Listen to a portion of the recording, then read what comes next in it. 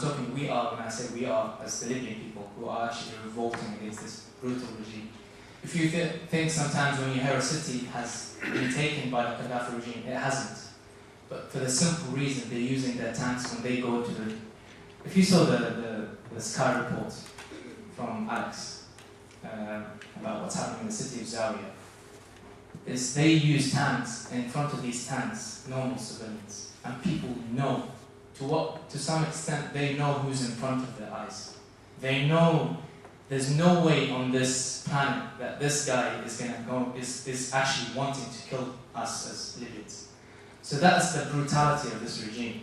He's using their own people, our own people, to get us into this. When he mentioned the civil war, this is their plan. They're actually doing everything in their power to show the West that this is the reality of our country. And it's sad to say, but some people do believe that. And I don't know what will happen, because what you see now is beyond imagination. Every day in the city of Zawiya, 40, 50 people die. I'm sure you've seen the horror images. YouTube, as soon as the moment we put something, YouTube takes it away, because it's just beyond humans' imagination. You can't even think that this guy ruled our country for so long. So I think this is what I had to say. It's a brutality. It's a war against humanity. It's a massacre. I swear. I don't know how to describe it, but when I called my friends, they say we've never been wanting to die. But we never thought we'll reach that moment that I would rather die and give up, or give up to this person or to this regime. They are willing to do anything. And my cousin, even if I tell you, even from here, from the UK, I've known 2 people from Manchester, and they left and they passed away already. People are willing to, even from here in the UK, those who actually sit down right next to each other in a lecture theatre, who go to school. My brother who's 17, he's dying every day. He's constantly calling me, calling my parents, please let me go. Because what's happening, when you know your cousin, your brother, or your family is dying there, you will just want to go. You will do anything in your power. Because this regime is not against Libyans, it's against humanity. And if you think for once that this, God forbid, but never happened to anybody here, but it does, if it happened in Libya, it could happen anywhere in the world. It happened in Egypt, it happened in Tunisia. And I think the domino effect will carry on.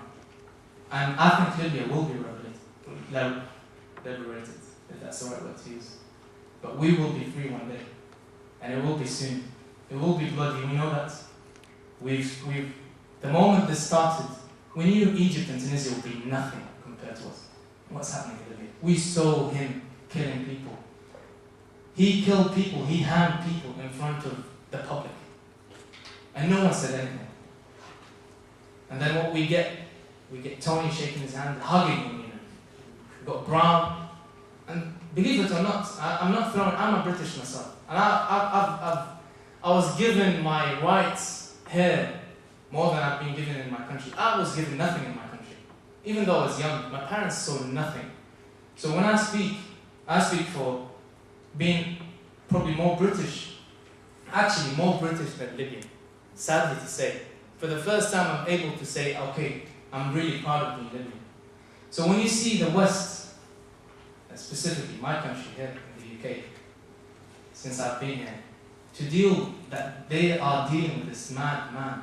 They've given him weapons. Believe it or not, up until 2009, the British police were actually helping Libyans, or who were so-called special forces in Libya, how to deal with the public. And that's how they're dealing with the public right now. It's sad to say, but it is a reality. Seeing Tony Blair hugging him for what, 900 million deal, BP deal. And it's sad reality to see that this madman can stay in power, for such reasons. For oil, we talk about democracy, we talk about freedom, but we deserve our freedom, we deserve democracy. We are humans like everybody else. And people inside, all they're saying, all they keep telling me to tell the people that we are humans, we want to live. We want to live exactly like everyone else is living. Just have dignity, being able to talk, and being able to express their rights. They just want to live a decent life. If I tell you some of the stories, obviously they're horror stories. It's when a mother loses her son, a father loses, he sees his daughter dying. I know two daughters who their father just took a car and blew himself to break that place which was holding strong for the special forces of Libya in Benghazi. And he said, I see young kids going to die, and I'm here 54 years old. I've seen enough of life, but these guys deserve to see something in their lives. They have a long life ahead of them, so I would rather die, and you, my daughters, stay and live and see the future, the bright future of Libya. And he took the car and he actually went, and he passed away.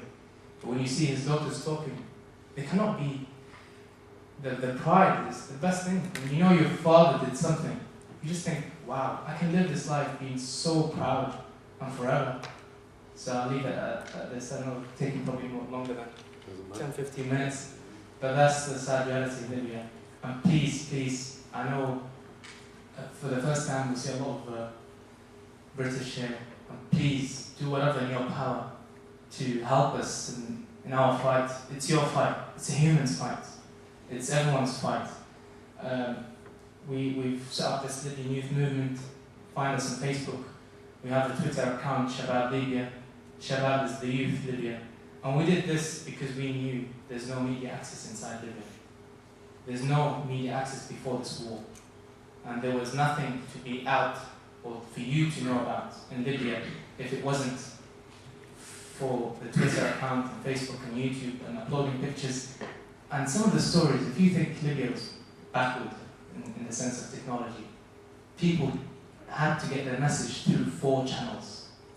So link to one channel, and then to another channel, and then to another channel, and then eventually get to the outside world and get the media to know about it. So that's how they're struggling, that's their fight. It's your fight, it's everybody's fight. So please help us in our cause. It's all we're asking for is freedom from this mad guy, from this mad regime, from this dirty politics. It's really dirty. Waiting for the outside world to just do something about it. No, wait, some papers are not right. Some documents are not correct. If we do this, this might happen. I know we don't want foreign intervention. We're not asking for that. We don't want another Iraq or Afghanistan. We just want peace. They can't stop this guy, one way or another. So please help us in our cause. Thank you.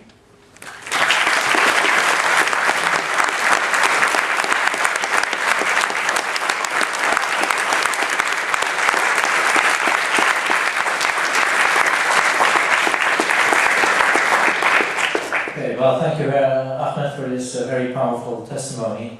I propose that we have the speakers first, and that afterwards we open it up for general discussion. So after Ahmed, I'd like to ask Rami Ali. Hannah will go. Oh, Hannah, you will go first. Yes. Oh, okay, well, I hope I didn't encourage you too much. Hello.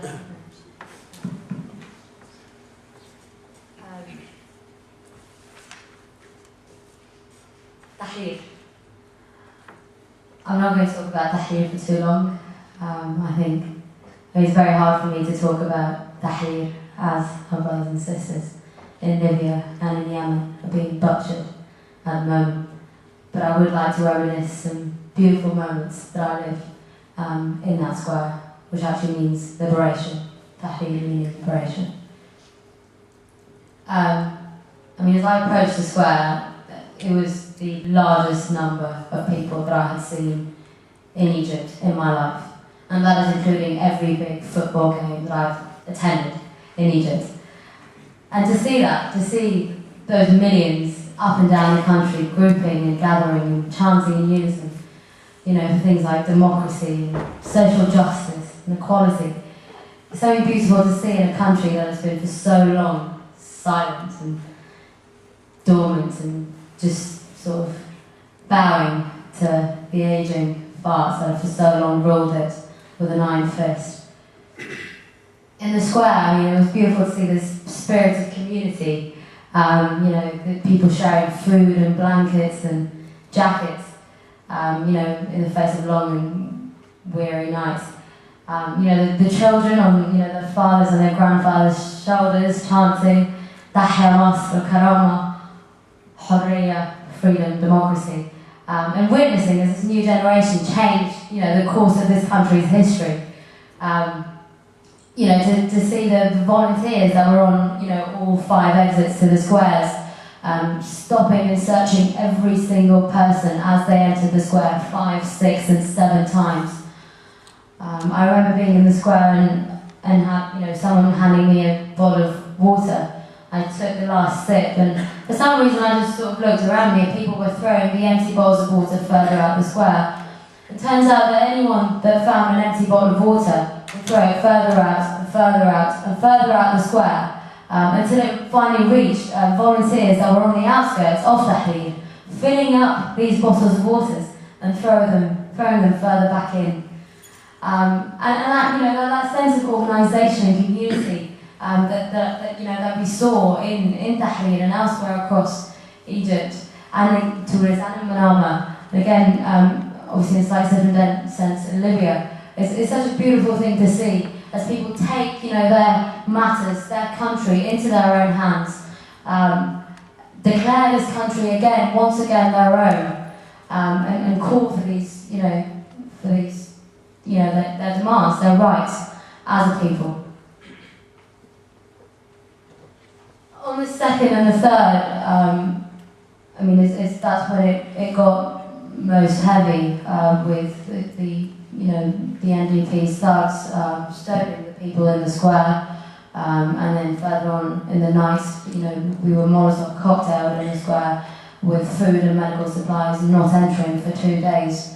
But again, it was, there was this immediate call for the children and the elderly to move to the centre, the garden in the square, and all the youth to move out to the exit. The women started, breaking the pavements into stones, putting them in carpets, and then rolling the carpets out to the exit, where they'd open them up, take all the stones, and then the women would run back to the centre of the square, break the pavements into more stones, and again roll the carpets out to the exit, to help the youth that were combating Mubarak and NDP's thugs. But I could talk about Tahrir for ages, and Tahrir's over. This revolution has now sort of set off a wide array of mini revolutions in every sector of Egyptian society. Today we see thousands of workers across Egypt striking, notably in Mahalla, where 24,000 workers have announced an indefinite strike. The judges striking and protesting outside their syndicates and their courts, demanding an independent judicial system. The doctors striking and protesting outside their hospitals and clinics, requesting higher wages and better working conditions. The teachers refusing to go to schools until they are giving higher wages and smaller classrooms. At the moment, the average teacher in Egypt teaches a classroom of 53 students.